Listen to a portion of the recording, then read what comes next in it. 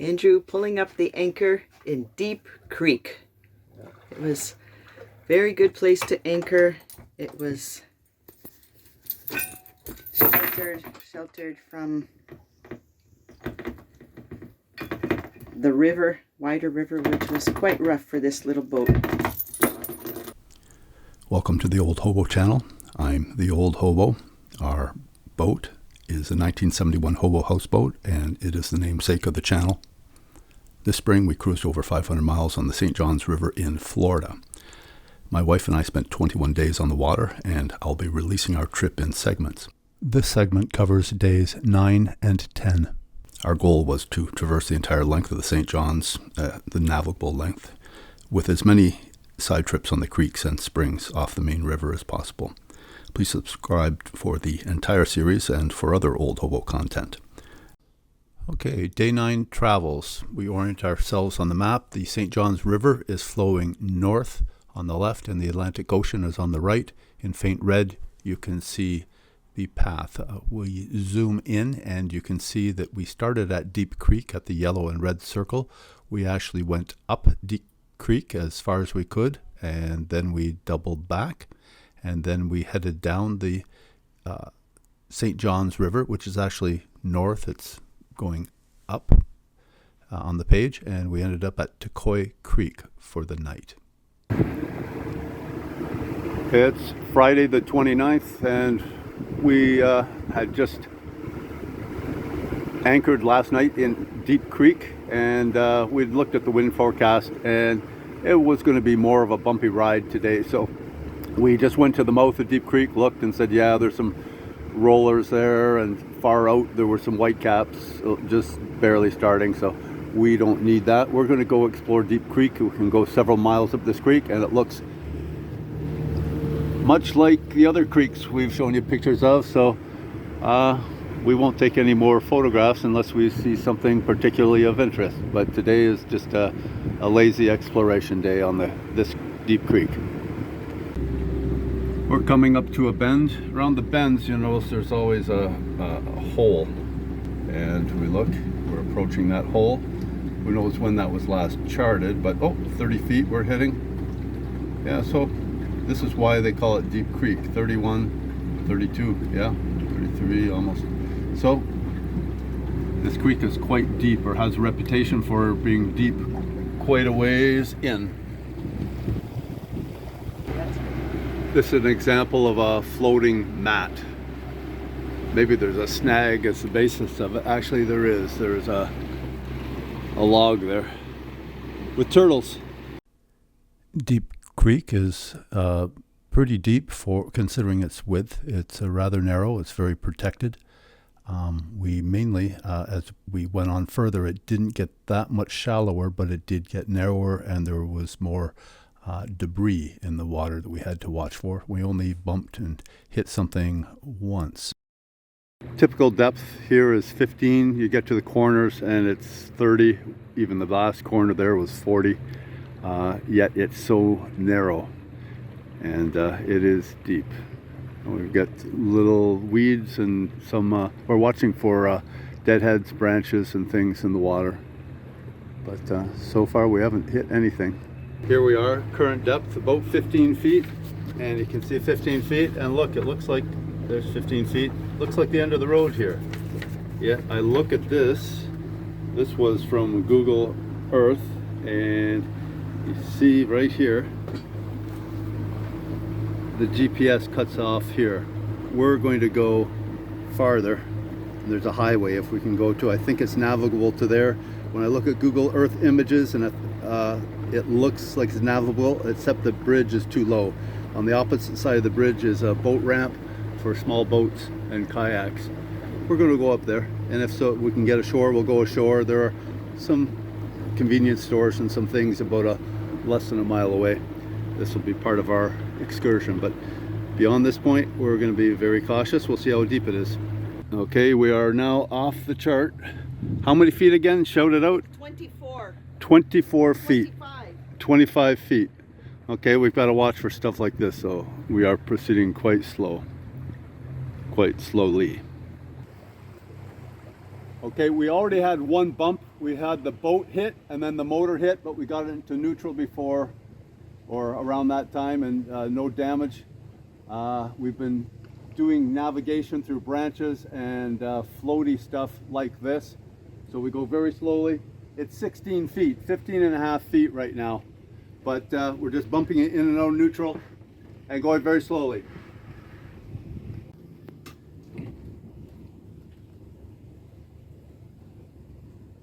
Okay, it's 5 foot depth, 8 foot depth. This is the shallowest it's been. 9 foot, 11 foot, 14, 16, 17. Yeah, 20.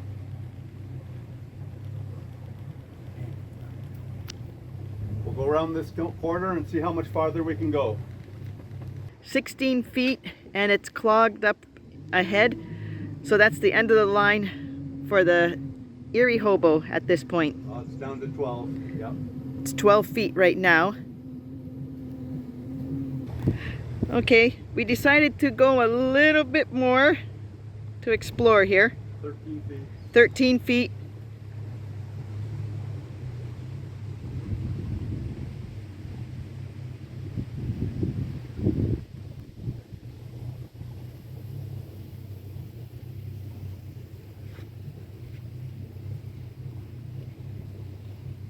Yeah, 13 feet. So 13 feet continues. 20. Now it's 20 right here. Okay, now we have actually come to the end of our run on Deep Creek. It's 26 feet here, but there's a tree blocking our way, so we can't get through that this time. So that's the end for the little Erie Hobo on Deep Creek. What stopped us in the end was a tree completely across the narrow creek, so it wasn't the depth that stopped us, but a total blockage. From the map you can see the end of the GPS plot was about 3 miles in. We continued and we were 4.5 miles in when we got blocked and stopped. If we'd been able to continue another 3/4 of a mile or so, we would have made it to State Route 207. We turned the boat around and headed back to the St. Johns River. We've left Deep Creek. We came out after our tour of Deep Creek. We came out and checked the weather conditions in the bay here, and waves are a bit more tame and the wind is a little more tame. So we're here, we're in about 8 feet of water.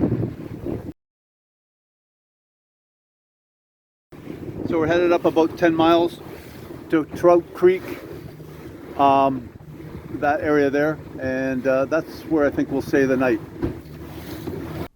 It's always good to have an alternate, and I had that in mind that we could stop at Tocoi Creek on the way if things got a little rough, so that's what we did.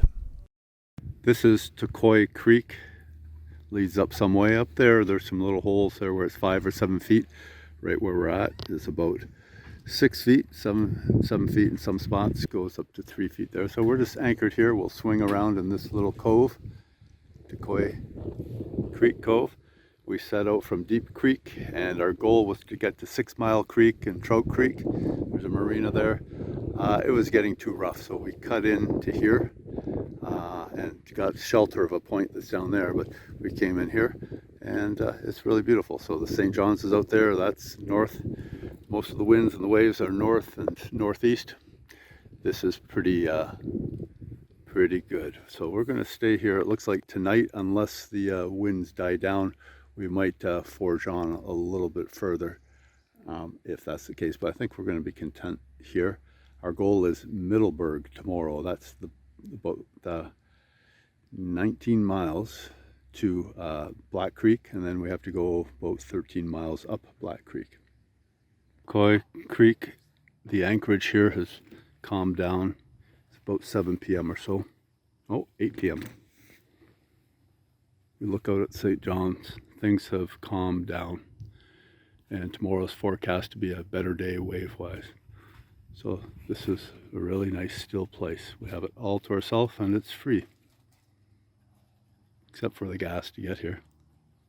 Tomorrow's plan is to head up again to Trout Creek. That is on the east side, about 8 miles. We're going to stop at Trout Creek Marina, get some fuel. Then we'll be heading north a few more miles, cutting over to the west side and entering Black Creek and heading up to Middleburg. So that's the plan, and we'll start with day 10 now. On day 10, the weather was pretty good on the St. Johns River. We left our anchorage at Tocoi Creek. We headed north down the river, and we stopped in at Trent Creek at the Trent Creek Marina, got some fuel and stretched our legs.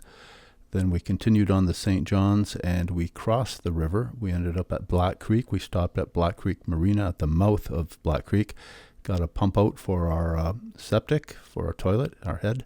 And then we went down a very busy Black Creek, and we ended up in Middleburg, and we scouted out a place to anchor for the night.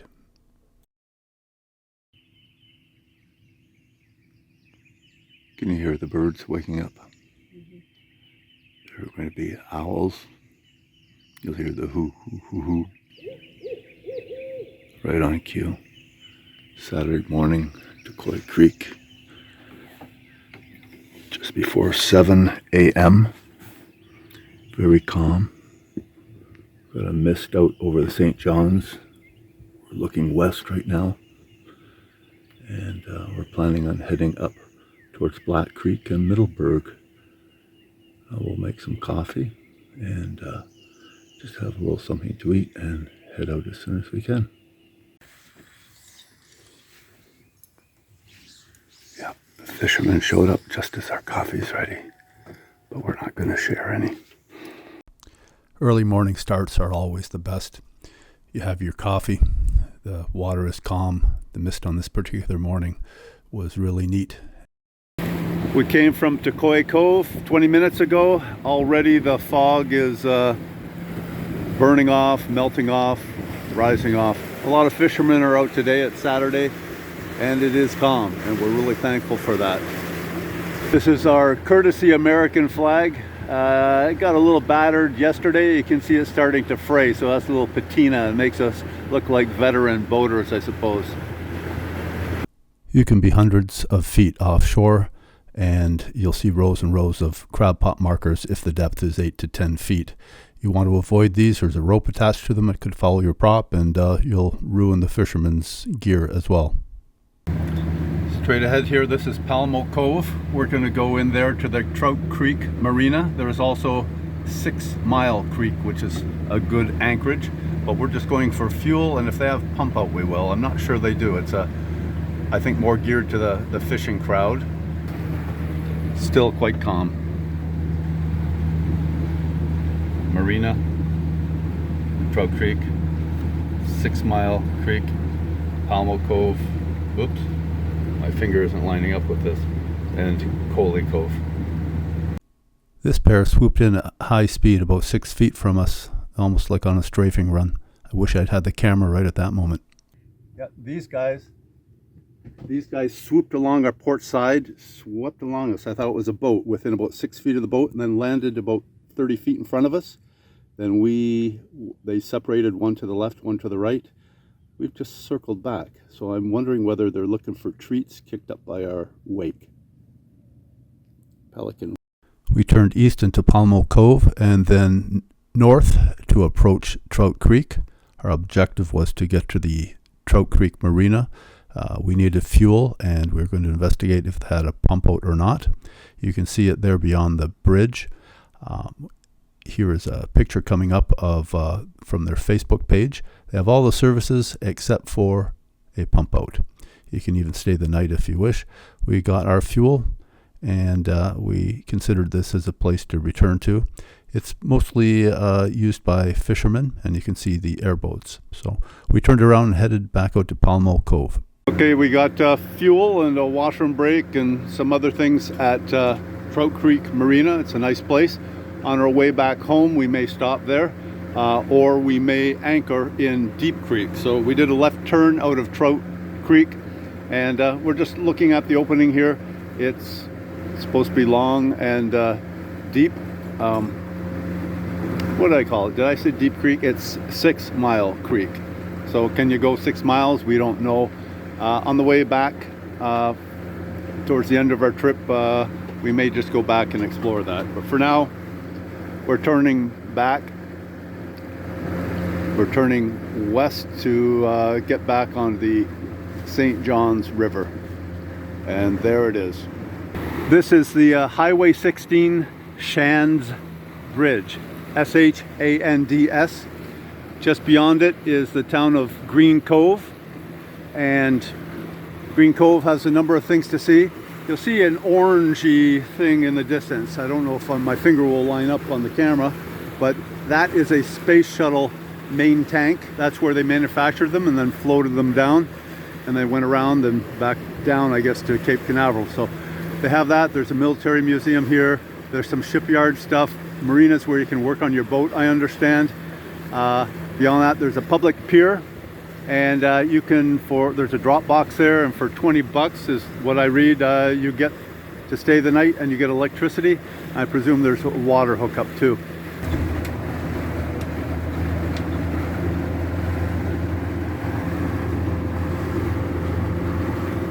They have nice barriers here to protect the piers for the bridge from wake and so on, but also from crashing. And there was recently I forget where it was now, just in the news a couple days ago, bridge collapsed. Workers died because of a large ship ran out of control, lost steerage or something, and collapsed a bridge.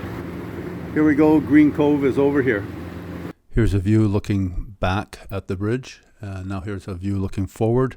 This is what you see, Green Cove Springs. There are a number of piers there that are from post-war, where they stored the mothball fleet. There's still a military museum there and other things. You can see there are a lot of mooring fields, a lot of sailboats. This is as far as they come up to store them or to winter. We are at one of the piers at Green Cove. There are lots of sailboats here.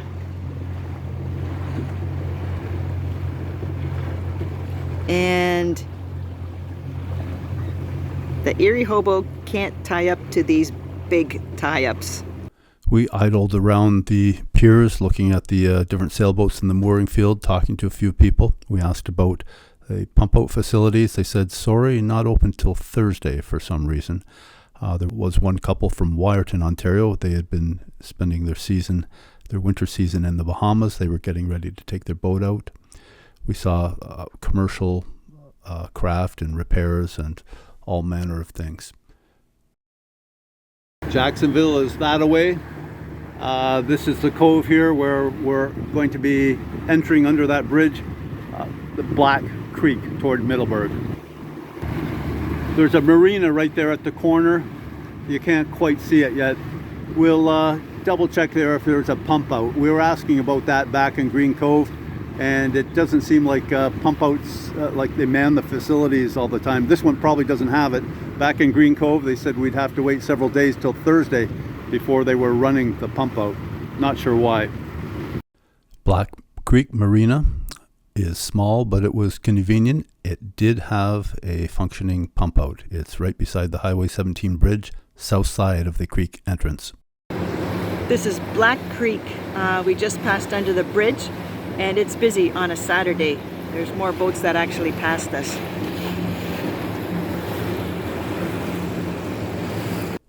One of the staff at Trout Creek Marina warned us. They said they don't go to Black Creek anymore. They said too many yahoos on jet skis, etc., etc. Our boat is particularly susceptible to wakes, and we did run into a number of inconsiderate boaters. Most people like to crank along at full tilt.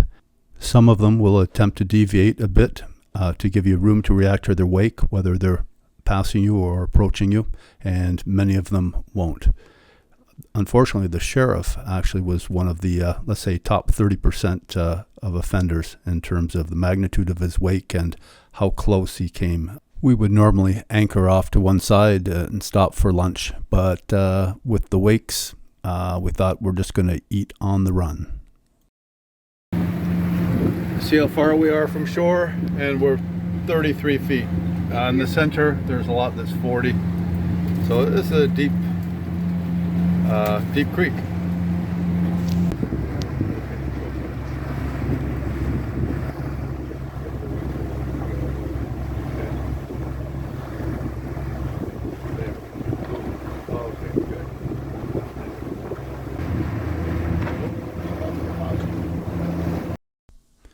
About halfway to Middleburg, 5 miles in or so, we come to a railway bridge, and from that point on, there is more development, more homes, and so on. There is actually one area, I think it's after this bridge, where there's actually a slow zone, an S-bend, some blind corners, and quite a few homes. So I think it's a no wake or minimum wake zone. So this is a Saturday. That's busier. It's also a holiday weekend. It's the Easter Saturday weekend. So that explains a bit of the traffic. It wasn't as bad on Sunday morning when we returned. So enough griping. We were able to cope with it. It was still a nice trip up the river. There was lots to see. Here is a bend where a lot of people beach and party. It's family friendly somewhat. I read a little bit online about it. There it is, Redneck Beach. It's very close to Middleburg, where the river branches into a North Fork and a South Fork.